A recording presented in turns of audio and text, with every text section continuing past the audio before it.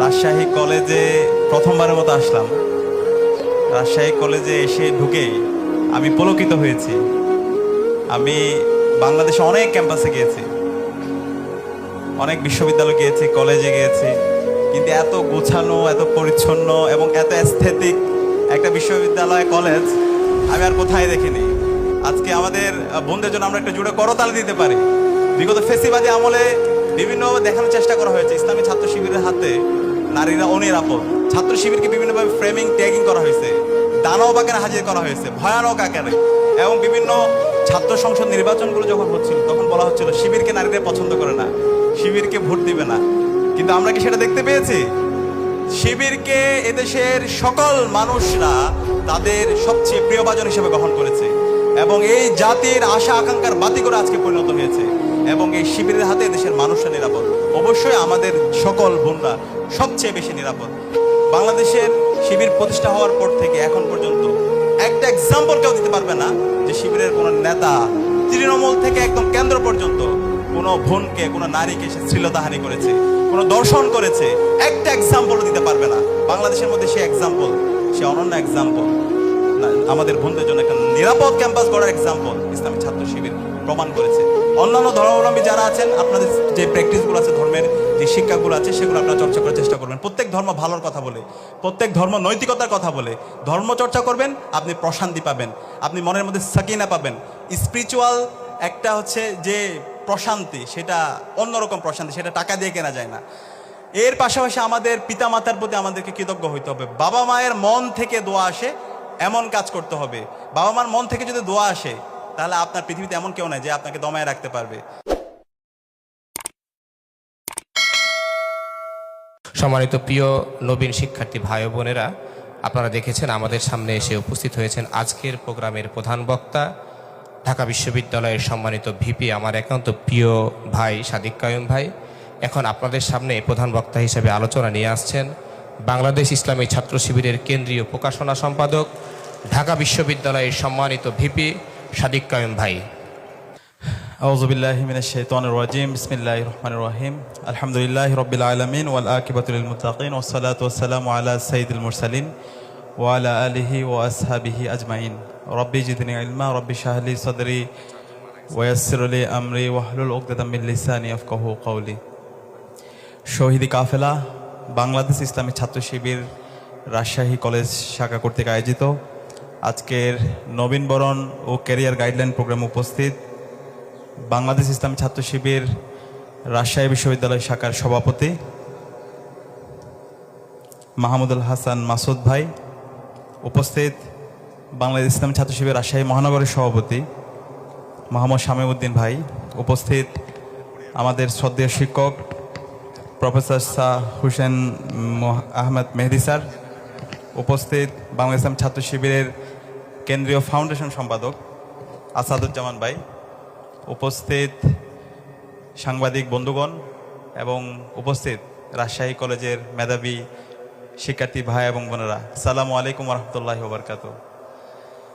আমরা আল্লাহ পাক সুবহানাহু ওয়া তাআলার শুকরিয়া জ্ঞাপন করছি যার অশেষ মেহেরবানিতে ফেসিবাদ মুক্ত বাংলাদেশে আজকের চমৎকার একটি নবীনবরণ প্রোগ্রামে আমরা উপস্থিত হতে পেরেছি। আলহামদুলিল্লাহ, লাখ লাখ দরুদ সালাম প্রেরণ করছি বিশ্ব মানবতার মুক্তির দূত সরওয়ারে কায়নাত বিশ্বনবী হযরত মুহাম্মদ মুস্তাফা সাল্লাল্লাহু আলাইহি সাল্লামের প্রতি, যার আনিত বিধান প্রতিষ্ঠা করার জন্য আমাদের সব ধরনের কর্মপ্রচেষ্টা সাল্লাল্লাহু আলাইহি সাল্লাম।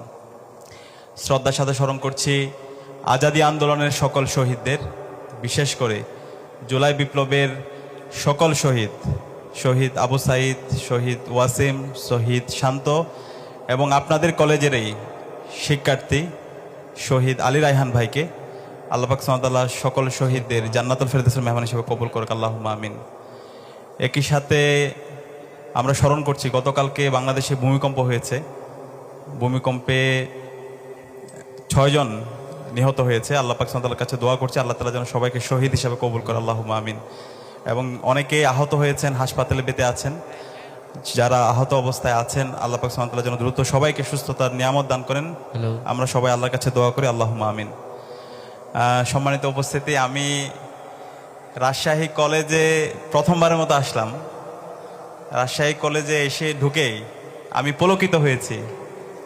আমি বাংলাদেশে অনেক ক্যাম্পাসে গিয়েছি, অনেক বিশ্ববিদ্যালয় গিয়েছি, কলেজে গিয়েছি, কিন্তু এত গুছানো, এত পরিচ্ছন্ন এবং এত অ্যাস্থেটিক একটা বিশ্ববিদ্যালয়, কলেজ আমি আর কোথায় দেখিনি। রাজশাহী কলেজের শিক্ষার্থী ভাই এবং বোনরা এবং প্রশাসন সবাইকে আন্তরিক ধন্যবাদ জানাচ্ছি। এবং রাজশাহী কলেজের এটা শুধু দেখতে সুন্দর না, খুবই পরিচ্ছন্ন। আমরা এমন একটা বাংলাদেশ চাই এবং বাংলাদেশের এক্সাম্পলটা আমরা এই রাজশাহী কলেজের মধ্যে দেখতে পাই। আমি এখানে ঢুকে আমার কাছে মনে হচ্ছে আমি বাইরের কোনো কলেজে অথবা বিশ্ববিদ্যালয়ে চলে আসছি। আমি তার্কিতে গিয়েছিলাম, তার্কিতে যাওয়ার পরে তার্কির ইস্তাম্বুল ইউনিভার্সিটি বলেন, ওদের ইবনে খালদুন ইউনিভার্সিটি বলেন, যতগুলো ইউনিভার্সিটি আছে সবগুলো এরকম নিট অ্যান্ড ক্লিন। তো ওইখানে যাওয়ার পর আমার খুব আফসোস হচ্ছিল, আমার দেশটা যদি এমন হতো, আমার বিশ্ববিদ্যালয়গুলো, আমার কলেজগুলো, বাংলাদেশের শিক্ষা প্রতিষ্ঠানগুলো যদি এমন নিট অ্যান্ড ক্লিন থাকতো, এবং আমার এই বিশ্ববিদ্যালয় অথবা আমার দেশের মানুষের সিভিক এডুকেশন যদি এইভাবে শক্তিশালী হতো। কারণ আমরা তো এখানে বাঁচি, এই মাটিতে আমরা বেড়ে উঠি, এখানের গাছের শ্বাস নিয়ে আমরা বেড়ে উঠি। তো আমরা দিনে দিনে আমাদের এই পরিবেশটাকে ধ্বংস করতেছি, কারো এটা নিয়ে ভাবনা নাই। তো আলহামদুলিল্লাহ সেই জায়গায় আমরা এই রাজশাহী কলেজে এসে আমরা নতুনভাবে আশাবাদী হচ্ছি এবং সারা বাংলাদেশে রাজশাহী কলেজের এই যে পরিচ্ছন্নতা, সবুজায়ন, ক্লিন অ্যান্ড গ্রিন ক্যাম্পাস, এটা বাংলাদেশে একটা এক্সাম্পল সেট করেছে। আমি আপনাদেরকে করতালির মাধ্যমে সবাইকে ধন্যবাদ জানাচ্ছি এবং আমি আশা রাখবো এই নিট অ্যান্ড ক্লিন যে পরিবেশ সেটা আপনারা ধরে রাখবেন এবং আপনাদের ক্যাম্পাসের যে সুন্দর অ্যাস্থেটিক যে ভিউ সেটাকে আপনারা ধরে রাখবেন। এবং একই সাথে আমি ভাবছিলাম এত সুন্দর কেন, তাহলে এই যে পরিবেশ দ্বারা যে মানুষ প্রভাবিত হয়, যে যে পরিবেশে বেড়ে ওঠে ওই পরিবেশ দ্বারা সে প্রভাবিত হয়। তো দেখলাম আমাদের শহীদ আব্দুল মালেক, আপনি কি ওনার নাম শুনেছেন আপনারা? শহীদ আব্দুল মালেক এই ক্যাম্পাসে পড়াশোনা করছে। শহীদ আব্দুল মালেক এমন একজন ব্যক্তি যাকে কালচারাল ফেসিস্টরা, বামপন্থীরা 1969 সালে তার মেধার কাছে হেরে তাকে, যখন সে শিক্ষা ব্যবস্থার সংস্কার নিয়ে যখন কথা বলেছিল, তখন ওই সময়ের যারা বামপন্থীরা ছিল, তুফাইল আহমেদ, মতিয়া চৌধুরী, এই কালচারাল ফেসিস্টরা ওনাকে মেধার কাছে পরাজিত হয়ে তখন তাকে তারা পেই শক্তি দিয়ে তার উপর হামলা করে, ইট দিয়ে তার মাথায় হামলা করে তার মাথায় থেতলে দিয়ে পরবর্তীতে তিনি শহীদ হয়। শহীদ আব্দুল মালিক এমন একজন ব্যক্তি ছিল যার একাডেমিক ইনফ্লুয়েন্স ছিল, একই সাথে তার ক্যারেক্টার ইনফ্লুয়েন্সও ছিল। ইনফ্লুয়েন্সিয়াল ক্যারেক্টার এবং ইনফ্লুয়েন্সিয়াল ক্যারিয়ার দুটাই সমন্বয় ছিল। আজকের যে ছাত্র শিবির যে লিগাসি, সেই লিগাসিটা শহীদ আব্দুল মালেক ভাইয়ের হাত ধরেই তৈরি হয়েছে। তো এই শহীদ আব্দুল মালেক এই ক্যাম্পাসে পড়াশোনা করছে। শহীদ আব্দুল মালেকের যে লিগাসি, শহীদ আব্দুল মালেকরাই এই ক্যাম্পাসের এই যে আজকের যে অবস্থান, আজকে যে অবস্থায় আমরা এসেছি, এই আসার পেছনে শহীদ আব্দুল মালেকের অবদান আছে। এবং একই সাথে 24শে যে জুলাই বিপ্লব হয়েছে, সেই জুলাই বিপ্লবে বাংলাদেশে 2000 আমাদের ভাই বোন শহীদ হয়েছে। যদি আমরা ছাত্র সংগঠন হিসাবে দেখি, দায়িত্বশীল পর্যায়ে দেখি, দায়িত্বশীল পর্যায়ের একমাত্র শহীদ আলী রায়হান আপনাদের এই ক্যাম্পাসের এই একজন শিক্ষার্থী। শহীদ আলী রায়হানকে আপনারা চেনেন না? চেনেন না? কে কে? সবাই চিনবেন, আপনাদের হিরোদেরকে চেনা দরকার। শহীদ আলী রায়হানের নাম আজকে সারা দেশের শিক্ষার্থীরা জানে, বাংলাদেশের সকল মানুষ তাদের দোয়ায় শহীদ আলী রায়হানের নাম রাখে, আপনাদের কলেজের নাম রাখে, রাজশাহী কলেজের নাম রাখে। তো শহীদ আলী রায়হান এই ক্যাম্পাসে পড়াশোনা করেছে এবং এই জুলাই বিপ্লবে রাজশাহী কলেজের অবদান আমরা দেখতে পেয়েছি। রাজশাহী বিশ্ববিদ্যালয় এবং রাজশাহী কলেজ এবং পুরো রাজশাহী মহানগরের অবদান। যখন আন্দোলন স্থগিত করে দেওয়া হয়েছিল, যখন এই আন্দোলনকে নিয়ে বিভিন্নভাবে ফ্রেমিং করা হচ্ছিল, ঠিক সেই সময়ে রাজশাহী কলেজের শহীদ আলী রায়হানের নেতৃত্বে সেদিন রাজপথে রাজশাহী কলেজের শিক্ষার্থীরা, রাজশাহী মহানগর এবং রাজশাহী বিশ্ববিদ্যালয়ের শিক্ষার্থীরা এবং আমাদের শ্রদ্ধেয় শিক্ষকরা নেমেছিল। এবং 30শে জুলাই ওই দিন সবচেয়ে বড় মিছিলটা এই রাজশাহীতে হয়েছিল এবং এই মিছিলে শহীদ আলী রায়হান ছিল এবং আপনারা ছিলেন সেখানে। আজকের যে আজাদি, আজকে যে জুলাই বিপ্লবের মাধ্যমে আজকে আমরা নতুন বাংলাদেশ পেয়েছি, এই নতুন বাংলাদেশের পেছনে রাজশাহী কলেজ, শহীদ আলী রায়হান এবং আপনাদের অবদান আজীবন এই জাতি শ্রদ্ধার সাথে স্মরণ রাখবে। আমি আবারও আপনাদেরকে ধন্যবাদ জানাচ্ছি এবং একই সাথে আমি ধন্যবাদ জানাচ্ছি এখানে আমাদের বোনদের উপস্থিতি দেখে আমি খুবই পুলকিত হয়েছি। আজকে আমাদের বোনদের জন্য আমরা একটা জুড়ে করতালি দিতে পারি। বিগত ফেসিবাদী আমলে বিভিন্নভাবে দেখানোর চেষ্টা করা হয়েছে ইসলামী ছাত্র শিবিরের হাতে নারীরা অনিরাপদ, ছাত্র শিবিরকে বিভিন্নভাবে ফ্রেমিং, ট্যাগিং করা হয়েছে, দানব আকারে হাজির করা হয়েছে, ভয়ানক আকারে। এবং বিভিন্ন ছাত্র সংসদ নির্বাচনগুলো যখন হচ্ছিল তখন বলা হচ্ছিল শিবিরকে নারীরা পছন্দ করে না, শিবিরকে ভোট দিবে না। কিন্তু আমরা কি সেটা দেখতে পেয়েছি? শিবিরকে এদেশের সকল মানুষরা তাদের সবচেয়ে প্রিয়ভাজন হিসেবে গ্রহণ করেছে এবং এই জাতির আশা আকাঙ্ক্ষার বাতি করে আজকে পরিণত হয়েছে এবং এই শিবিরের হাতে দেশের মানুষরা নিরাপদ।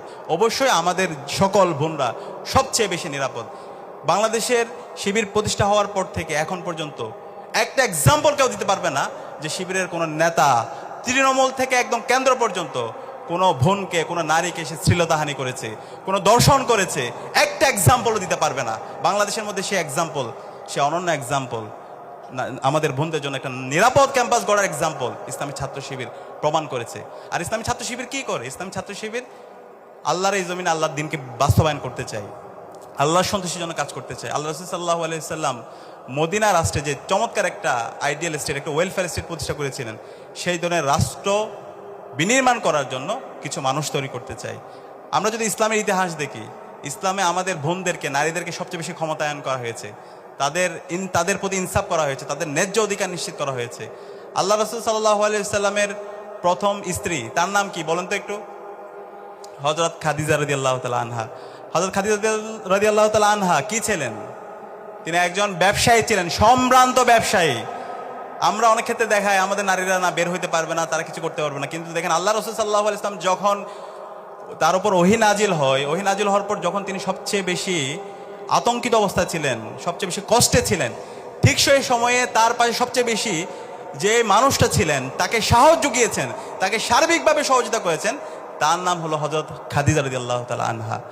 এবং খাদিজা রাদিয়াল্লাহু তাআলা তিনি ব্যবসা করতেন, সম্ভ্রান্ত পরিবারের একজন সদস্য ছিলেন এবং ওই সময় আল্লাহ রাসূল সাল্লাল্লাহু আলাইহি ওয়াসাল্লাম এবং ওই সময় যারা নারীরা ছিল সবাইকে সাথে নিয়ে তিনি তাদেরকে এম্পাওয়ারমেন্ট করেছেন।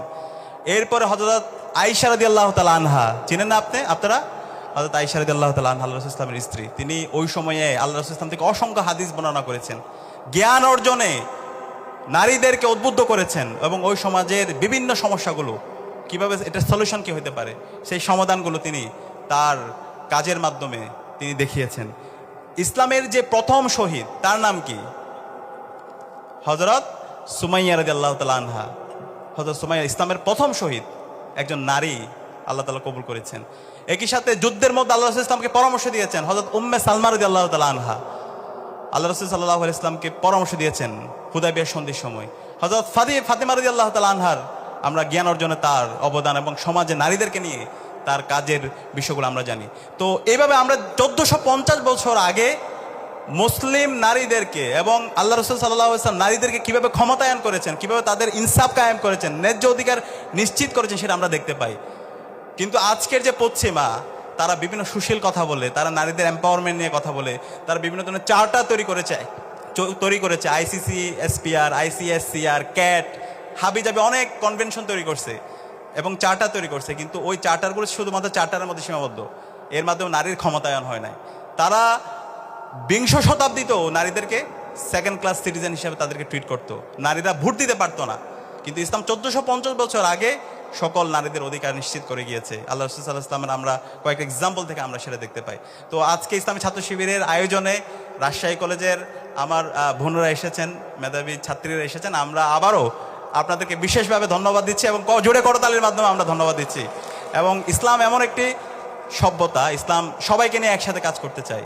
সভ্যতা যদি একটা পাখি হয়, একটা পাখির কয়টা দানা থাকে?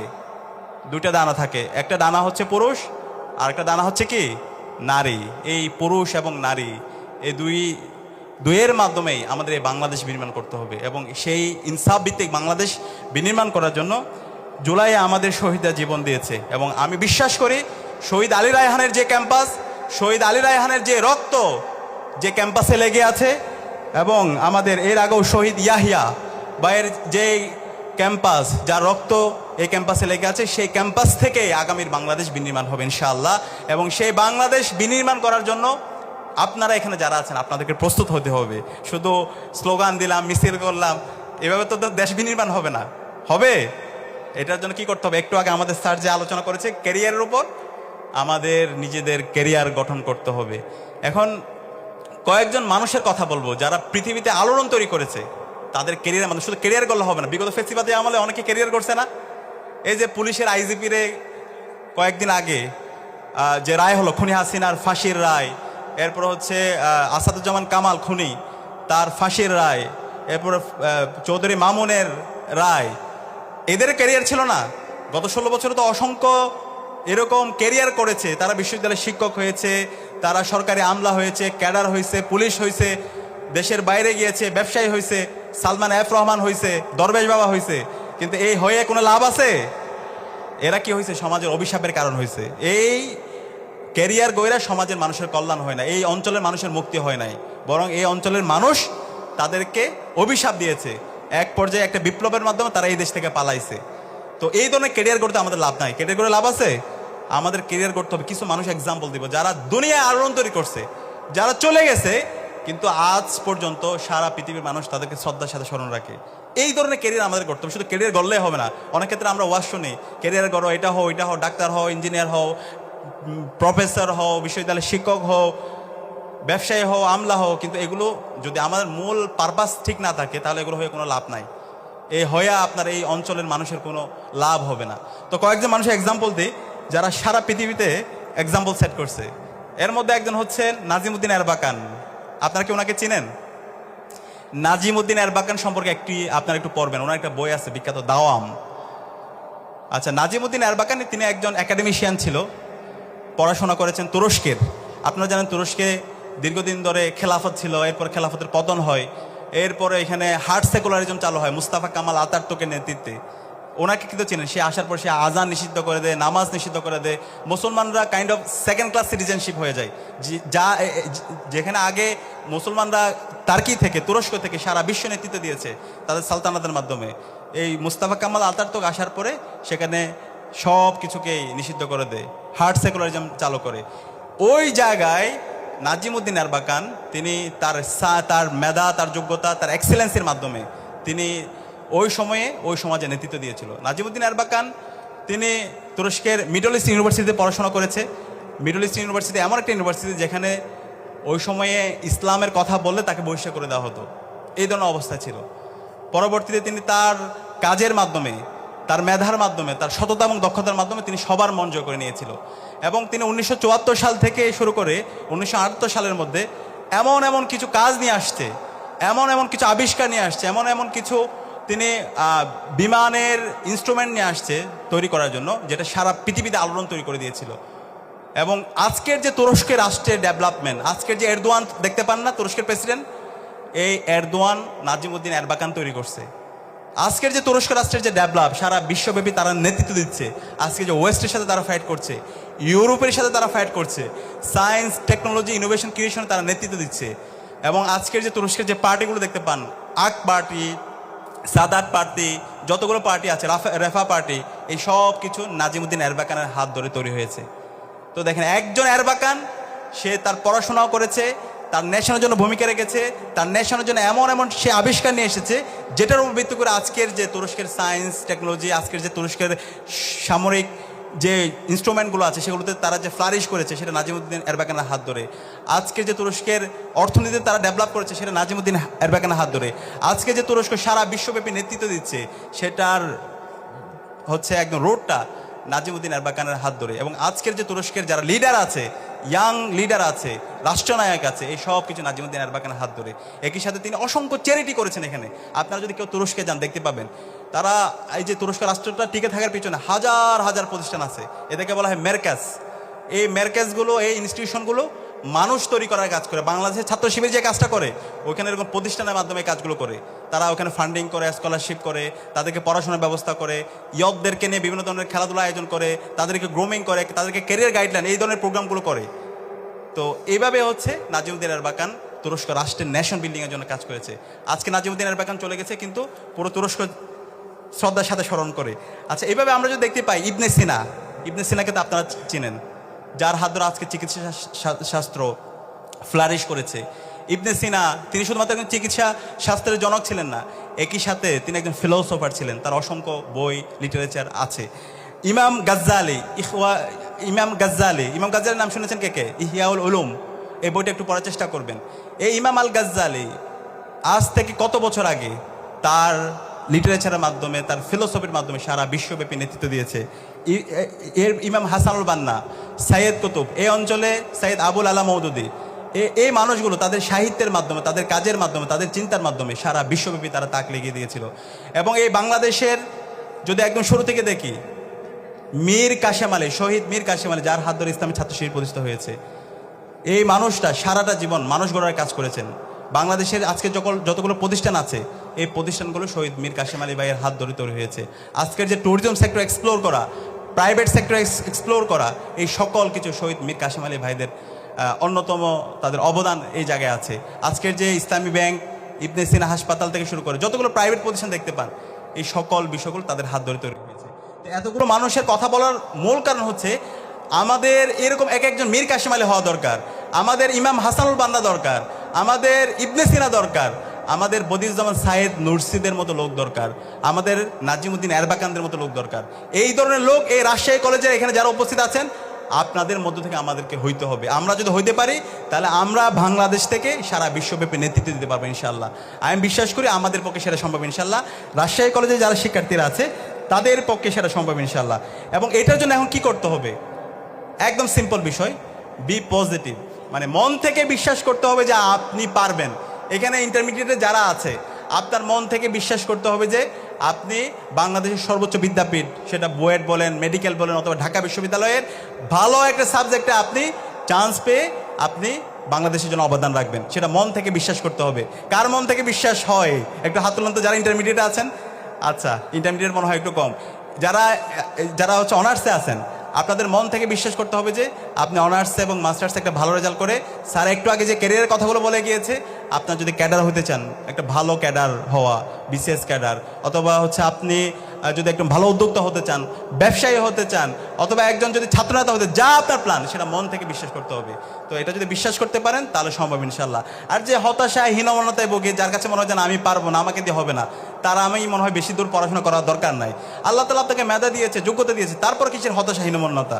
সুতরাং হতাশ এবং হীনমন্য হওয়া যাবে না, বিশ্বাস করতে হবে যে আপনি পারবেন ইনশাল্লাহ। আমি বিশ্বাস করি রাজশাহী কলেজের এখানে যারা শিক্ষার্থীরা আছে, আপনারা সবাই পারবেন ইনশাআল্লাহ। পারবেন তো ইনশাআল্লাহ? একটু হাত তোলেন, কে কে পারবেন ইনশাআল্লাহ। হাত তুলতে যদি ভয় পান তাহলে তো হবে না, দুই হাত একসাথে তোলেন ইনশাআল্লাহ। আল্লাহ পাক সুবহানাহু ওয়া তাআলা এই হাতগুলোকে কবুল করেন, আল্লাহুম্মা। দ্বিতীয়ত আমাদেরকে গ্রেটফুল হইতে হবে। আমাদের গ্রেটফুল টু অলমাইটি সুবহানাহু ওয়া তাআলা। আমরা যারা মুসলমানরা আছে, আমাদের সৃষ্টিকর্তা আল্লাহর প্রতি কৃতজ্ঞ হইতে হবে, আল্লাহর কাছে চাইতে হবে। ব্যক্তিগত সমস্যা, পারিবারিক সমস্যা আল্লাহর কাছে একটু বলেন। 5 ওয়াক্ত নামাজে একটু বলেন। আল্লাহ তাআলা কোরআনের মধ্যে বলেছেন, ইয়া আইয়ুহাল্লাযীনা আমানু ইসতাঈনু বিস-সাবরি ওয়াস-সালাহ ইন্নাল্লাহা মা'আস-সাবিরিন। সালাত এবং সবরের মাধ্যমে আল্লাহর কাছে চাইতে হবে। নিশ্চয়ই আল্লাহ তাআলা ধৈর্যশীলদের সাথে আছেন। শেষ সাথে যদি পারি একটু কিয়ামুল লাইল করার চেষ্টা করেন। আমরা যারা মুসলমানরা আছি, আপনারা একটু চেষ্টা করবেন, এটা মনের মধ্যে প্রশান্তি দিবে। শেষ সাথে কিয়ামুল লাইলে দাঁড়িয়ে আল্লাহর কাছে একটু বলেন আপনার ব্যক্তিগত সমস্যা, পারিবারিক সমস্যা, আপনার একাডেমিক সমস্যা, এগুলো একটু বলেন। দেখবেন যে আল্লাহ তাআলা এত বেশি আপনাকে দিবেন, আপনি চিন্তাও করতে পারবেন না। তো এই যে আল্লাহর সাথে সম্পর্কের জায়গাটা যার যত বেশি শক্তিশালী, তার অন্তরটা তত বেশি প্রশান্তিময়। তা আমি অনুরোধ করব, আল্লাহর সাথে সম্পর্ক জায়গা, আল্লাহর প্রতি কৃতজ্ঞ থাকা, সেটা আপনারা চেষ্টা করবেন। অন্যান্য ধর্মাবলম্বী যারা আছেন, আপনাদের যে প্র্যাকটিসগুলো আছে, ধর্মের যে শিক্ষাগুলো আছে, সেগুলো আপনারা চর্চা করার চেষ্টা করবেন। প্রত্যেক ধর্ম ভালোর কথা বলে, প্রত্যেক ধর্ম নৈতিকতার কথা বলে ধর্ম চর্চা করবেন, আপনি প্রশান্তি পাবেন, আপনি মনের মধ্যে সাকিনা পাবেন। স্পিরিচুয়াল একটা হচ্ছে যে প্রশান্তি, সেটা অন্যরকম প্রশান্তি, সেটা টাকা দিয়ে কেনা যায় না। এর পাশাপাশি আমাদের পিতামাতার প্রতি আমাদেরকে কৃতজ্ঞ হইতে হবে। বাবা মায়ের মন থেকে দোয়া আসে, এমন কাজ করতে হবে। বাবা মার মন থেকে যদি দোয়া আসে, তাহলে আপনার পৃথিবীতে এমন কেউ নাই যে আপনাকে দমায় রাখতে পারবে। একই সাথে আপনার যারা পাড়া প্রতিবেশী, আত্মীয় স্বজন যারা আছে, তাদের মন থেকে দোয়া আসে, তাদের সোর্স অফ বেনিফিটের কারণ হওয়া, তাদের জন্য ভালো কাজ করা, তাদের কল্যাণের কারণ হওয়ার চেষ্টা করতে হবে। এরপর হচ্ছে আমাদেরকে কি হইতে হবে? বি হাম্বল, আমাদেরকে বিনয়ী হইতে হবে। আমরা অনেক ক্ষেত্রে দেখা যায়, আমরা যারা রাজশাহী কলেজে পড়ি, অনেক ক্ষেত্রে আমাদের অহংকার চলে আসে। আমি অনেক বড় কলেজে পড়ি, বাংলাদেশের একটা বড় শিক্ষা প্রতিষ্ঠান, উদ্ধতপূর্ণ আচরণ করি, অহংকারী হয়ে উঠি। এই অহংকারী যদি হয়ে ওঠেন, তাহলে আপনার পতন হবে। বিনয়ী হইতে হবে। যে যত বড় বিনয়ী, সে তত বড় পজিশনে সে আল্লাহ তাআলা তাকে নিয়ে যায়। আল্লাহ তাআলা কোরআনের মধ্যে বলেছেন, ওয়া ইবাদুর রহমানিল্লাযীনা ইয়ামশুনা আলাল আরদি হাওনা ওয়া ইযা খাতাবাহুমুল জাহিলুনা ক্বালু সালামা ওয়াল্লাযীনা ইয়াবিতুনা লিরাব্বিহিম সুজদাও ওয়া কিয়ামা ওয়াল্লাযীনা ইয়াকুলুনা রাব্বানা ইসরিফ আন্না আযাবা জাহান্নাম ইন্না আযাবাহা কানা গরামা। একই সাথে হচ্ছে আমরা সূরা সফের মধ্যেও আল্লাহ তাআলা কোরআনের মধ্যে বলে, সূরা ফুরকানের মধ্যে আল্লাহ তাআলা বলেছেন, আল্লাহর প্রকৃত বান্দা হচ্ছে তারা যারা জমিনের মধ্যে খুবই নম্র সহকারে চলাফেরা করে, যারা খুবই বিনয়ী হয়, এবং তাদের অন্যতম একটা গুণাবলী হচ্ছে তারা রাতে দাঁড়িয়ে এবং সেজদায় তাদের রাতকে কাটিয়ে দেয়, সুবহানাল্লাহ। তো সুতরাং আমাদেরকে বিনয়ী হওয়ার চেষ্টা করতে হবে, একই সাথে আমাদের কনসিস্টেন্সি থাকতে হবে পড়াশোনার মধ্যে। এই যে এখানে যারা ফার্স্ট ইয়ারে আছেন, সেকেন্ড ইয়ারে আছেন অনার্স, অথবা যারা ইন্টারমিডিয়েট ফার্স্ট ইয়ারে আছেন, আপনার যেন বর্ষভিত্তিক পরিকল্পনা থাকে। প্রত্যেক বর্ষে আপনি কী অর্জন করতে চান সে অনুযায়ী যেন আপনার পরিকল্পনা থাকে। আপনার পরিকল্পনা হেল্প করার জন্য আমাদের এখানে দায়িত্বশীল ভাইরা আছে, আপনাদের মেন্টররা আছে, আমাদের বোনদের জন্য আমাদের আপুরা আছে।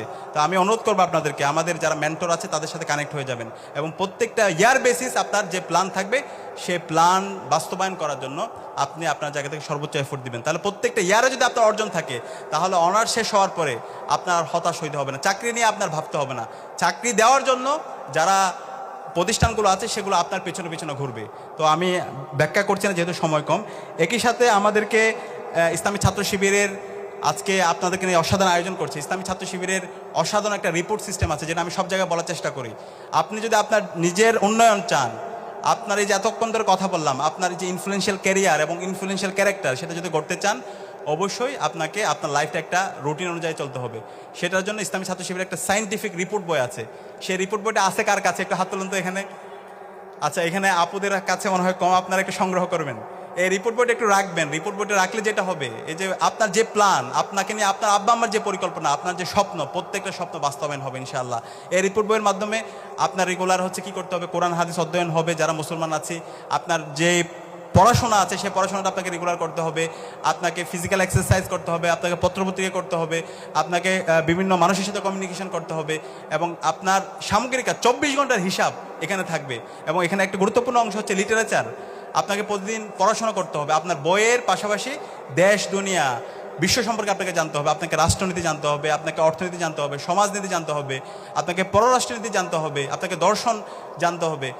তো এই সকল বিষয়ের একটা হোলিস্টিক আপনার মধ্যে নলেজ তৈরি হবে।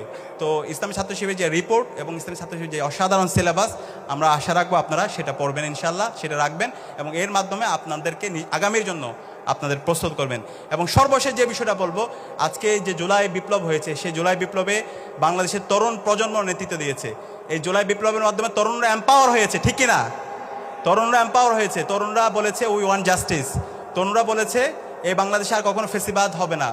তরুণরা এই ভারতের দিল্লির আগ্রাসনের বিরুদ্ধে, আধিপত্যবাদের বিরুদ্ধে তারা একসাথে রাজপথে নেমেছে।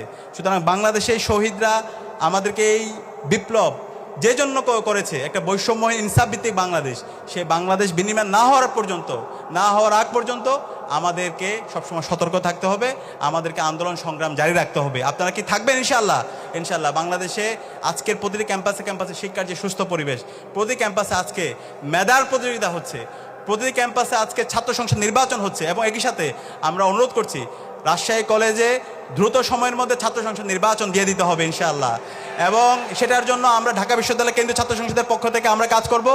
শিক্ষার্থীদের নির্বাচিত প্রতিনিধিরাই আপনাদের এই ক্যাম্পাসে নেতৃত্ব দিবে, এবং আপনাদের যে সমস্যা, আপনাদের যে সংকটগুলো আছে, আবাসন সংকট, আপনাদের খাদ্যের নিরাপত্তা, স্বাস্থ্যের নিরাপত্তা, এবং আপনাদের এখানকার পড়াশোনার পরিবেশ নিশ্চিত করা, অবকাঠামোগত জায়গায় যে সংকট, এই সকল সংকটগুলো পূরণ করার জন্য ছাত্র সংসদ কাজ করবে ইনশাআল্লাহ। এবং আমরা আশা রাখছি রাজশাহী কলেজ ছাত্র সংসদ নির্বাচন এবং বাংলাদেশের সকল ছাত্র সংসদ নির্বাচনগুলো দ্রুত দিয়ে দিতে হবে। এবং সর্বশেষ যে বিষয়টা বলছি, আমাদের এই শহীদদের মাধ্যমে যে নতুন বাংলাদেশ পেয়েছে, যে আজাদি পেয়েছে, তাদের যেই উদ্দেশ্যে জীবন দিয়েছে, একটি বৈষম্যহীন ইনসাফ ভিত্তিক বাংলাদেশ, সেই বাংলাদেশ বিনির্মাণ করার জন্য আমাদের সবাইকে সবসময় প্রস্তুত থাকতে হবে, আমাদেরকে নিজেদেরকে তৈরি করতে হবে। এবং আমি বিশ্বাস করি আগামীর বাংলাদেশে জুলাইয়ের মাধ্যমে যে প্রজন্ম তৈরি হয়েছে, সেই প্রজন্মই নেতৃত্ব দেবে ইনশাল্লাহ। এবং সেই প্রজন্ম তাদের মেধা, তাদের যোগ্যতা, তাদের সততা, তাদের দক্ষতার মাধ্যমে তারা নিজেদেরকে প্রস্তুত করবে। আল্লাহ পাক সুবহানাহু ওয়া তাআলা আমাদেরকে সেই যোগ্যতা এবং সেই সক্ষমতা দান করুক। আমি সবাইকে ঢাকা বিশ্ববিদ্যালয় কেন্দ্রীয় ছাত্র সংসদের পক্ষ থেকে আন্তরিক ধন্যবাদ এবং সবাইকে দাওয়াত দিয়ে আমি আমার কথা এখানে শেষ করছি। আসসালামু আলাইকুম রহমতুল্লাহ।